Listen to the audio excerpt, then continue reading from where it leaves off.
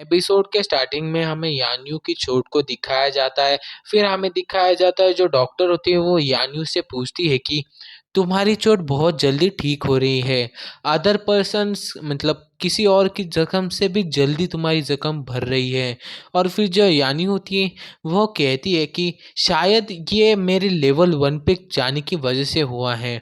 मेरा लेवल जब 1 पे गया तब से मेरी ताकत और मेरी स्पीड बहुत ज़्यादा बढ़ चुकी है। शायद इस वजह से ही तो नहीं मेरी ज़ख्म भी जल्दी भर रही है।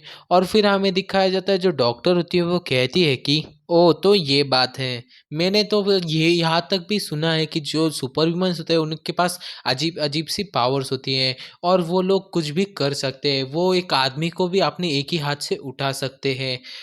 तुम भी उनमें से एक हो। मैंने ये तो सोचा ही नहीं कि तुम उनकी हीलिंग स्पीड भी बहुत ज़्यादा हो सकती है। ये तो बहुत ज़्यादा अच्छा है। फिर हमें सभी लोगों को दिखाया जाता है और फिर उनमें से जो किंगजू होती है वो कहती है कि फ़ैन कब से चला गया है, वो अभी तक क्यों नहीं आया। और फिर हमें दिखाया जाता है जो डुआंजू होती है वो किंगजू से कहती है कि वो जहाँ कहीं भी होगा वो सुरक्षित होगा। अब तो प्रॉब्लम ये है कि जो मिस्टर बांग है उसने हमें यहाँ पे कैद कर दिया है, पर हमें कोई खाना या पानी की सुविधा नहीं दी है। अब हमारे पास जो खाना है वो सिर्फ़ 1 दिन का ही है।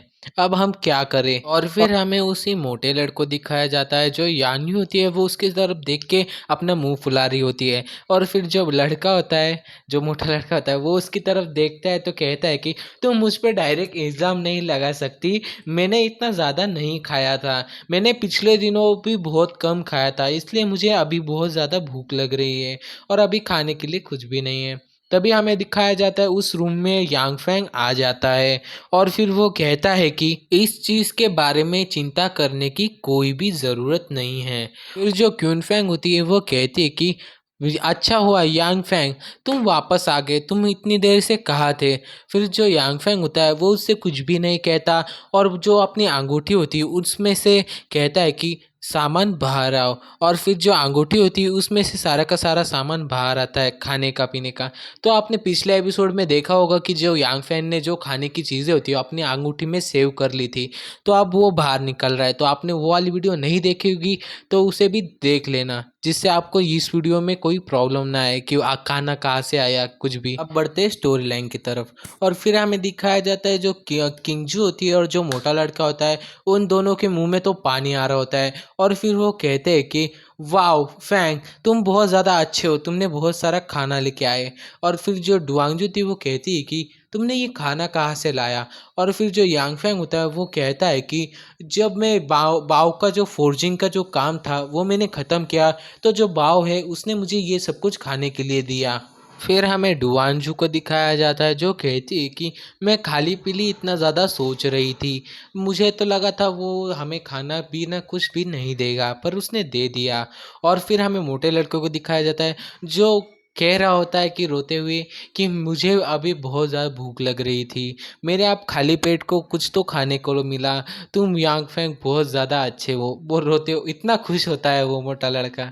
और फिर हमें दिखाया जाता है कि जो यांग फैंग होता है वो अपने रूम में जाते हुए कह रहा होता है कि मैं कुछ काम कर रहा हूँ अपने रूम में, तो तुम लोग रूम के दरवाजे की तरफ ध्यान देना, किसी को भी अंदर मत आने देना।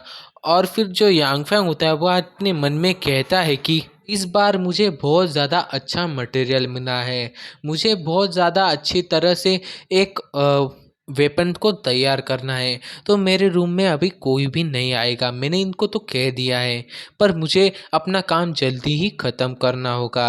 और फिर जो यांग फैंग होता है वो अपने रूम की तरफ जाते हुए जो किंगजी होती है वो यांग फैंग से कहती है कि भाई कोई प्रॉब्लम नहीं है, हम उस दरवाजे पे तरफ ध्यान देंगे, किसी को भी दरवाजे के अंदर नहीं आने देंगे।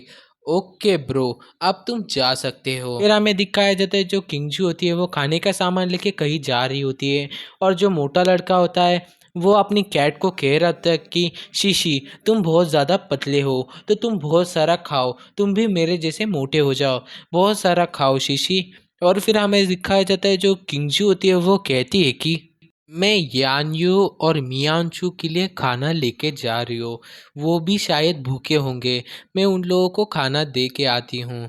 और फिर हमें दिखाया जाता है कि जो यांगफेंग होता है वो अपने बेड पे बैठा होता है और अपने मन में कह रहा होता है कि कारीगर में भी 9 लेवल है। उसमें से स्टार्टिंग के लेवल है वो लेवल 1 और 3 के बीच में आते हैं, और उससे जो एडवांस होते हैं वो आते हैं 4 और 6 वाले लेवल पे। और जो उनसे भी जो फाइनल लेवल होती है वो होती है 7वां और 9वें लेवल लेवल पे। और फिर जो यांगफैंग होता है वो अपने मन में कहता है कि मेरे पिछले जीवन में सिर्फ एक ही बंदा था जिसने लास्ट लेवल को पार किया था और वो लास्ट लेवल तक पहुंच चुका था। उसने अपने लिए एक स्पेशल किला बनाया था, पर उसमें जो वो चाहे वही होता था।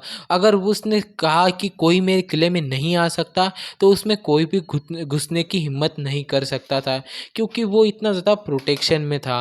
और फिर जो यांगफैंग होता है वो अपने मन में कहता है कि इसी स्किल के कारण जो स्पेशल गिल्ड होती है वो उसे अप्रोच करते थे और उससे बहुत सारा पैसा दे के उसके लिए हमारे लिए जो जैसा किला उसने खुद के लिए बनाया वैसा किला अपने लिए बना लिया करते थे। और फिर हमें दिखाया जाता है जो यांगफैंग होता है वो अपने मन में कह रहा होता है कि क्या मेरी इस ज़िंदगी में ऐसा कुछ बना सकते हैं। तो इसी पॉइंट पे हमारा ये वाला एपिसोड खत्म होता है। तो एपिसोड कैसा लगा कमेंट करके ज़रूर बताना, और चैनल पे नए हो तो चैनल को सब्सक्राइब और वीडियो को लाइक और शेयर ज़रूर करना। तो मिलते हैं अगले एपिसोड में। बाय।